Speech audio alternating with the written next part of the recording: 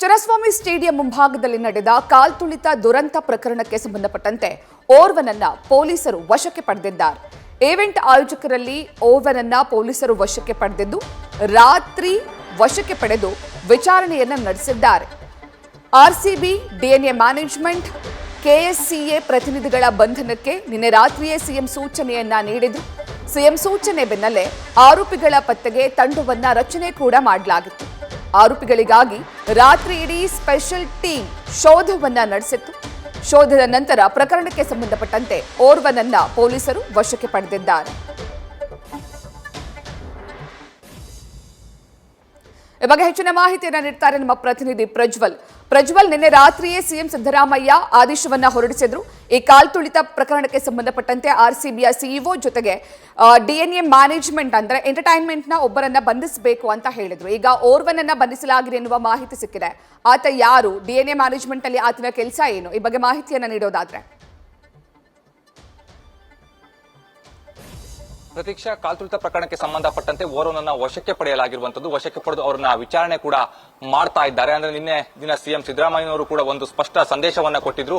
ಈ ಒಂದು ಪ್ರಕರಣಕ್ಕೆ ಸಂಬಂಧಪಟ್ಟಂತೆ ಯಾರ್ಯಾರು ಇದರಲ್ಲಿ ಭಾಗಿಯಾಗಿದ್ದಾರೋ, ತಪ್ಪಿತಸ್ಥರಿದ್ದಾರೋ ಅವರೆಲ್ಲರನ್ನೂ ಕೂಡ ಬಂಧಿಸಬೇಕು ಅನ್ನುವಂತ ಒಂದು ಆದೇಶವನ್ನ ಕೊಟ್ಟಿದ್ರು. ಆ ನಿಟ್ಟಿನಲ್ಲಿ ಕಬ್ಬನ್ ಪಾರ್ಕ್ ಪೊಲೀಸರು ಕೂಡ ರಾತ್ರಿ ವಿಶೇಷ ಕಾರ್ಯಾಚರಣೆಯನ್ನ ಕೂಡ ಮಾಡ್ತಾ ಇರುವಂತದ್ದು. ಅಂದ್ರೆ ಪ್ರತಿಯೊಬ್ಬರ ಬಗ್ಗೆ ಮಾಹಿತಿಯನ್ನು ಕಲೆ ಹಾಕ್ತಾ ಇದ್ದಾರೆ. ಯಾರ್ಯಾರು ಆಯೋಜಕರಿದ್ದಾರೆ ಅವರ ಬಗ್ಗೆ ಮಾಹಿತಿಯನ್ನು ಕಲೆ ಹಾಕ್ತಾ ಇದ್ದಾರೆ. ಹಾಗೆ ಈ ಒಂದು ಆಯೋಜನೆಯನ್ನ ಮಾಡಿದಂತವ್ರು ಯಾರು ಅನ್ನೋದ್ರ ಬಗ್ಗೆ ಕೂಡ ಇಲ್ಲಿ ಸಂಪೂರ್ಣವಾದಂತಹ ಮಾಹಿತಿಯನ್ನು ಕಲೆ ಹಾಕುವಂತ ಒಂದು ಕೆಲಸವನ್ನ ಮಾಡಿದ್ರು. ಈ ಸಂದರ್ಭದಲ್ಲಿ ಓರ್ವ ವ್ಯಕ್ತಿಯನ್ನು ವಶಕ್ಕೆ ಪಡೆಯಲಾಗಿದೆ ಅನ್ನುವಂತ ಒಂದು ಮಾಹಿತಿ ಏನಿದೆ ಅದು ಲಭ್ಯವಾಗ್ತಾ ಇರುವಂತದ್ದು. ಆದ್ರೆ ಅವರು ಯಾವ ಒಂದು ವಿಭಾಗಕ್ಕೆ ಸಂಬಂಧಪಟ್ಟವರು ಅನ್ನೋದ್ರ ಬಗ್ಗೆ ಇನ್ನೂ ಕೂಡ ಸ್ಪಷ್ಟವಾಗಿ ತಿಳಿದು ಬಂದಿಲ್ಲ. ಅವರ ಹೆಚ್ಚಿನ ವಿಚಾರಣೆಯನ್ನ ಕೂಡ ಮಾಡ್ತಾ ಇದ್ದಾರೆ. ನಿನ್ನೆ ಸಂಜೆ ಪೂರ್ವ ವಿಭಾಗದ ಡಿಸಿಪಿ ದೇವರಾಜ್ ಅವರು ಕೂಡ ಕಬ್ಬನ್ ಪಾರ್ಕ್ ಠಾಣೆಗೆ ಭೇಟಿಯನ್ನು ಕೊಟ್ಟು ಅಲ್ಲಿ ಪರಿಶೀಲನೆ ಮಾಡುವಂತ ಒಂದು ಕೆಲಸವನ್ನ ಮಾಡಿದ್ರು. ಹಾಗೆ ಅವರಿಂದಲೂ ಕೂಡ ಸಿಬ್ಬಂದಿಗಳಿಂದ ಮಾಹಿತಿ ಪಡೆಯುವಂತ ಒಂದು ಕೆಲಸವನ್ನ ಕೂಡ ಮಾಡಿರುವಂತದ್ದು. ಆದ್ರೆ ಆತ ಯಾರು ಅನ್ನೋದ್ರ ಬಗ್ಗೆ ಇನ್ನೂ ಕೂಡ ಸ್ಪಷ್ಟವಾಗಿ ಹೇಳುವಂತ ಒಂದು ಕೆಲಸವನ್ನ ಮಾಡಿಲ್ಲ. ಅಂದ್ರೆ ಈತರಿಂದ ಮಾಹಿತಿಯನ್ನು ಪಡೆಯುವಂತ ಒಂದು ಕೆಲಸವನ್ನ ಮಾತ್ರ ಮಾಡ್ತಾ ಇದ್ದಾರೆ. ಯಾಕೆ ಅಂತ ಹೇಳಿದ್ರೆ ಈ ಒಂದು ಪ್ರಕರಣಕ್ಕೆ ಸಂಬಂಧಪಟ್ಟಂತೆ ಯಾರ್ಯಾರು ಈ ಒಂದು ಕಾರ್ಯಕ್ರಮವನ್ನು ಆಯೋಜನೆ ಮಾಡಿದ್ರು, ಹಾಗೆ ಯಾರು ಇದಕ್ಕೆ ಐಡಿಯಾವನ್ನ ಕೊಟ್ಟಂತವರು, ಅದರಲ್ಲೂ ಕೂಡ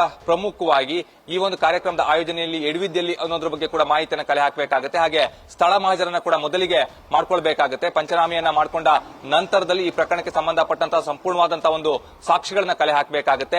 ಈಗಾಗಲೇ ದೂರು ಕೊಟ್ಟು ದೂರನ್ನ ಯಾರ್ಯಾರು ಕೊಟ್ಟಿದ್ದಾರೋ ಅವರಿಂದಲೂ ಕೂಡ ಮಾಹಿತಿಯನ್ನು ಪಡೆಯುವಂತಹ ಒಂದು ಕೆಲಸವನ್ನ ಮಾಡ್ತಾರೆ. ಈಗಾಗಲೇ ಕಬ್ಬನ್ ಪಾರ್ಕ್ ಇನ್ಸ್ಪೆಕ್ಟರ್ ಅನ್ನ ಕೂಡ ಸಸ್ಪೆಂಡ್ ಮಾಡಿರುವಂತದ್ದು. ಅವರೇ ಒಂದು ಪ್ರಕರಣದ ದೂರುದಾರರು ಕೂಡ ಹೌದು. ಅವರಿಂದಲೂ ಕೂಡ ಮಾಹಿತಿಯನ್ನು ಪಡೆಯುವಂತಹ ಒಂದು ಕೆಲಸವನ್ನ ಮಾಡ್ತಾರೆ. ಅಂದ್ರೆ ಅವರು ಎಫ್ಐಆರ್ ನಲ್ಲಿ ಒಂದಿಷ್ಟು ಅಂಶಗಳನ್ನು ಉಲ್ಲೇಖಿಸಿದ್ರಲ್ಲ, ನಿಮ್ಮ ಬಳಿ ಯಾರು ಬಂದು ಮೊದಲಿಗೆ ಅನುಮತಿಯನ್ನ ಪಡೆಯುವಂತಹ ಒಂದು ಕೆಲಸವನ್ನ ಮಾಡಿದ್ರು, ನೀವು ಅವರಿಗೆ ಏನನ್ನ ಹೇಳಿ ಕಳಿಸಿದ್ರಿ, ಇವೆಲ್ಲದರ ಬಗ್ಗೆ ಮಾಹಿತಿಯನ್ನ ಪಡಿತಾರೆ.